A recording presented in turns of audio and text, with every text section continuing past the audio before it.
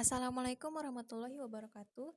Perkenalkan nama saya Dena Bila dengan NPM 2201010193 jurusan Ilmu Komunikasi semester 5. Di sini saya akan memenuhi tugas UTS Komunikasi Pembangunan yang berjudul Perencanaan Komunikasi Pembangunan bagi Upaya Perubahan Sosial. Perlu kita ketahui bahwa pembangunan adalah proses yang mencakup peningkatan fisik dan sosial, serta menuntut pemerataan sosial secara partisipatif. Hal ini bertujuan untuk mencapai keadilan, kebebasan, dan kualitas hidup yang lebih baik melalui kontrol komunikasi berperan penting dalam mendukung pembangunan dengan meningkatkan partisipasi masyarakat dan kesadaran tentang program-program pembangunan. Komunikasi pembangunan berfokus pada pengaruh perilaku masyarakat untuk mencapai tujuan pembangunan yang telah ditetapkan. Adapun 4 materi yang dibahas, yang pertama adalah mengidentifikasi masalah pada perencanaan komunikasi pembangunan bagi upaya perubahan sosial. Yang kedua, difusi inovasi pada perencanaan komunikasi pembangunan bagi upaya perubahan sosial.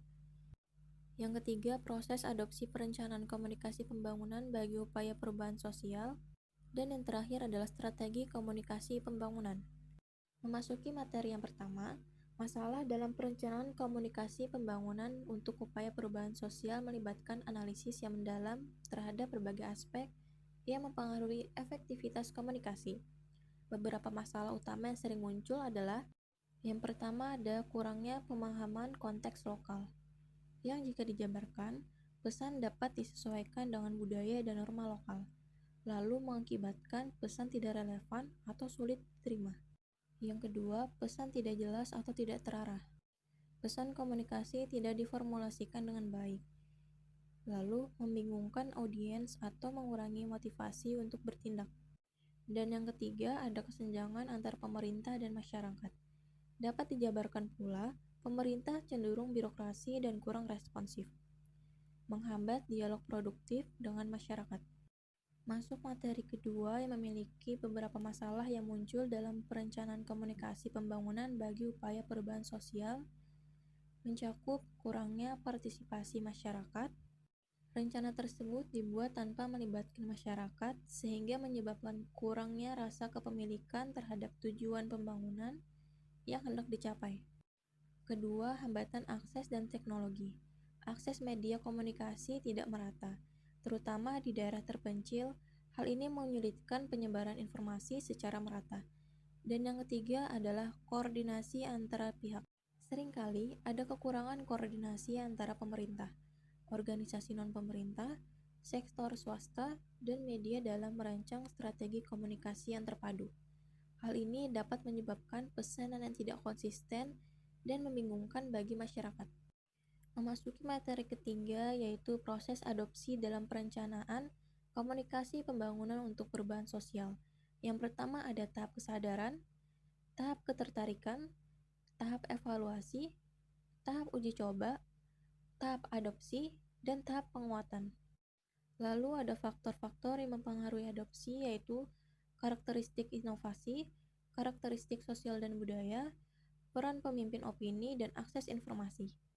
Materi yang terakhir yaitu strategi komunikasi pembangunan.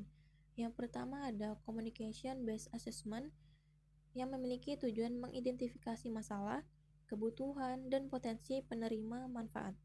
Adapun langkah-langkahnya yang mengumpulkan data melalui survei dan wawancara, menganalisis perilaku komunikasi audiens, dan melibatkan pemangku kepentingan untuk dukungan lokal. Yang kedua ada Communication Strategy Design, bertujuan merancang strategi komunikasi yang relevan dan efektif.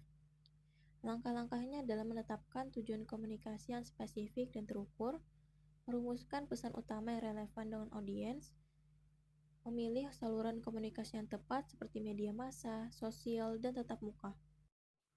Yang ketiga ada Implementing the Communication Program, bertujuan menerapkan program komunikasi untuk mencapai tujuan pembangunan. Langkah-langkahnya seperti melaksanakan kampanye melalui media yang dipilih, mengkoordinasikan sumber daya dan infrastruktur, mengukur respon audiens secara berkala. Yang keempat ada Communication for Monitoring dan Evaluation, bertujuan menilai efektivitas dan melakukan penyesuaian strategi. Langkah-langkahnya melakukan pemantauan rutin dan evaluasi, mengumpulkan umpan balik dari audiens, dan melakukan penyesuaian strategi untuk peningkatan program. Kesimpulan yang dapat ditarik dari materi ini adalah media memainkan peran penting dalam pembangunan di negara maju, terutama dalam menyebarkan informasi terkait kebijakan pemerintah dan pembangunan yang direncanakan dengan baik. Perencanaan komunikasi yang efektif yang melibatkan media massa menjadi kunci dalam mendukung pembangunan skala nasional.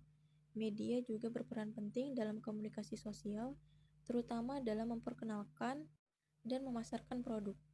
Namun, dalam proses perencanaan komunikasi, masih terdapat beberapa masalah yang perlu diperhatikan, terutama terkait elemen-elemen komunikasi dalam organisasi.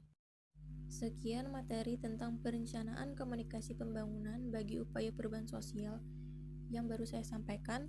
Salah hilaf mohon maaf. Wassalamualaikum warahmatullahi wabarakatuh.